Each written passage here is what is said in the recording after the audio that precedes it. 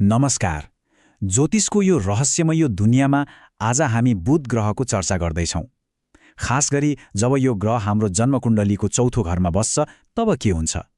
के यसले साँच्चै सुख र बुद्धिको ढोका खोल्छ वा कहिलेकाहीँ चुनौती पनि थपिदिन्छ? आउनुहोस् यसको गहिराईमा डुबुल्की मारौँ। आजको हाम्रो यात्रा कस्तो रहन्छ त? सुरुमा हामी बुध चौथो भावमा हुँदा सुख र बुद्धि बीचको सम्बन्ध बुझ्नेछौँ। त्यसपछि हामी यसको राम्रो र नराम्रो दुवै पक्षलाई हेर्नेछौँ। भद्र योग जस्तो एक शक्तिशाली योगको बारेमा पनि जान्नेछौँ अनि पुराना ज्योतिष ग्रन्थहरूले के भन्छन् त्यो पनि केलाउनेछौँ र अन्त्यमा यी सबैको सार के हो त्यो निष्कर्ष निकाल्नेछौँ। ल अब विषयको गहिराईमा प्रवेश गरौँ। बुध ग्रह अनि त्यो पनि चौथो भावमा। यो संयोग किन यति विशेष मानिन्छ? यसको पछाडिको रहस्य के हो त? यो बुझ्नलाई पहिले यी दुईको मतलब के हो त्यो जान्नु जरुरी छ। ज्योतिषमा चौथो भाव भनेको हाम्रो व्यक्तिगत किल्ला जस्तै हो। हाम्रो घर, हाम्रो परिवार, विशेष गरी आमासँगको नाता, हाम्रो बाल्यकालको शिक्षा अनि मनको शान्ति, यी सबैको जग नै यही हो। अनि अर्कोतिर छ बुध, ग्रहहरूको राजकुमार।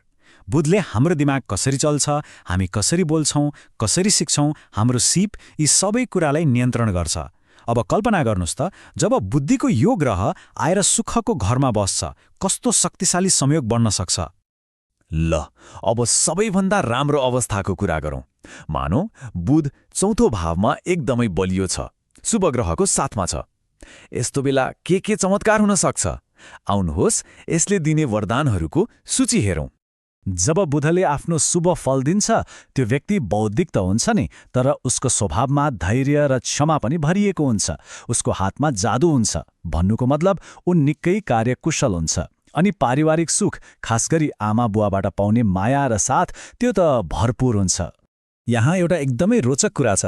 ज्योतिषीय ग्रन्थहरूले नि विशेष गरी 16 वर्षको उमेरलाई एउटा महत्त्वपूर्ण मोड मानेका छन्। भनिन्छ यो उमेरमा आर्थिक उन्नति हुने र सवारी साधनको सुख मिल्ने बलियो सम्भावना हुन्छ। अनि जब बुध एक्लै हुँदैन, उसलाई शुक्र वा चन्द्रमा जस्ता मित्र ग्रहको साथ हुन्छ नि, तब त भौतिक सुखको वर्षा नै हुन्छ। पुरानो जमानामा पाल्कीको सुख भनिन्थ्यो। आजको भाषामा भन्दा लग्जरियस गाडी, ठूलो घर, प्रशस्त जग्गा जमिन, सबै कुरा। तर हरेक कथाको अर्को पाटो पनि हुन्छ। यदि यही बुध ग्रह कमजोर भयो वा अशुभ ग्रहको प्रभावमा पर्यो भने के होला त? अब यो अन्ध्यारो पाटोतिर पनि हेरौँ। यहाँ हेर्नुस् त, शुभ र अशुभ बुद्धको असरमा कति फरक छ। आकाश र जमिनको फरक। एकातिर विलासी जीवन र परिवारको हाँसो खुसी छ भने अर्कोतिर ठिक उल्टो। गाडीको सुख नहुनु, आफन्तसँगै झगडा अनि मनमा सधैँ एक किसिमको अशान्ति। अझै स्थिति कतिसम्म गम्भीर हुन सक्छ भने यदि बुध, शनि वा राहु जस्ता शत्रु ग्रहको प्रभावमा छ भने व्यक्तिले आफ्नै घरमा बस्न नपाउने अवस्था पनि आउन सक्छ। अरूको घरमा आश्रय लिनुपर्ने वा घरबार विहीन नै हुनुपर्ने दुःखद स्थिति पनि सृजना हुन सक्छ। तर बुधको कथामा निराशा मात्र छैन। एउटा यस्तो विशेष अवस्था पनि छ जसले मानिसलाई राजा महाराजा सरहको जीवन दिन सक्छ। ज्योतिषको एक अत्यन्तै शक्तिशाली योग जसलाई भद्र योग भनिन्छ। हामीले धेरै सुनेका छौँ यो भद्र योगको बारेमा, तर आखिरमा यो हो के अनि यो बन्नको लागि कस्ता शर्तहरू पूरा हुनुपर्छ? आउनुहोस् यसको पर्दा खोलौँ। भद्र योग 5 महापुरुष योगमध्ये एक हो र यो निकै दुर्लभ मानिन्छ।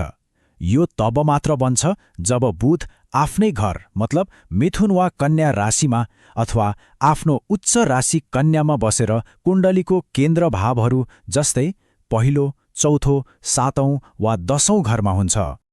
अनि जब यो योग बन्छ, यसको प्रभाव साँच्चै अचम्मको हुन्छ। यस्तो व्यक्तिको व्यक्तित्वमा सिंहको जस्तो तेज र बल हुन्छ। समाजमा नाम र प्रतिष्ठा कमाउँछ अनि आफ्ना नातेदारहरूको लागि ठूलो सहयोगी बन्छ। यो सामान्य योग होइन, यो एक किसिमको राजयोग नै हो। ज्योतिषको ज्ञान हजारौं वर्ष पुरानो हो, जुन हामीलाई प्राचीन ऋषिमुनिहरूले दिनुभएको हो। त्यसो भए चौथो भावमा बसेको बुधको बारेमा यी महान ग्रन्थहरूले के भन्छन् त? एक नजर लगाऊं। लगभग सबै प्रमुख ग्रन्थहरू एकमत देखिन्छन्। बृहत जातक भन्छ यस्तो व्यक्ति विद्वान हुन्छ। फलदीपिकाले ज्ञानी, धनी र जग्गा जमिनको मालिक हुने कुरा गर्छ। सारावलीले पनि सुखी, धनवान र राम्रो सवारी साधन हुने बताउँछ। अझ चमत्कार चिन्तामणिले त सरकारी लेखा वा वित्त क्षेत्रमा ठूलो सफलता मिल्ने सङ्केत समेत गरेको छ। तर यहाँ एउटा सानो तर महत्त्वपूर्ण फरक मत पनि छ। चमत्कार चिन्तामणि के अनुसार यस्तो व्यक्तिले अरू सबै सुख पाए पनि पुर्ख्यौली सम्पत्ति भने गुमाउन सक्ने एउटा सम्भावना रहन्छ। यो कुराले विश्लेषणलाई अझै रोचक बनाउँछ, होइन त? ल, अब यति धेरै कुरा जानिसकेपछि यसको सार के हो त? चौथो घरमा बुध हुँदाको फललाई सही तरिकाले बुझ्न हामीले कुन कुन कुरामा ध्यान दिनै पर्छ? आउनुहोस् निष्कर्ष निकालौं। मुख्यतः 3 कुराले सबैभन्दा धेरै फरक पार्छ। पहिलो, बुधको सङ्गत कस्तो छ? ऊ मित्र ग्रहसँग छ कि शत्रु ग्रहसँग? दोस्रो, चौथो घरको मालिक अर्थात् चतुर्थेश आफैमा कति बलियो छ? घरको मालिक बलियो भए मात्रै घरको सुख पूर्ण रूपमा मिल्छ।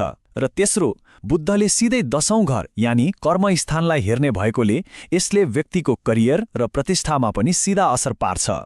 स्वास्थ्यको कुरा पनि बिर्स्नु हुँदैन। यदि बुध कुनै कारणले पीडित छ, अशुभ प्रभावमा छ भने यसले फोक्सो वा स्नायु प्रणाली मतलब नर्भस सिस्टमसँग सम्बन्धित केही स्वास्थ्य समस्याहरू निम्त्याउन सक्छ। त्यसैले सबैभन्दा महत्त्वपूर्ण कुरा के हो भने चौथो भावमा बुद्धको फल निश्चित हुँदैन। यो कालो वा सेतो जस्तो हुँदैन। यो त कुण्डलीमा रहेका अरू ग्रहहरू र योगहरूमा भर पर्ने कुरा हो। यो एउटा सङ्केत हो, ढुङ्गाको अक्षर होइन।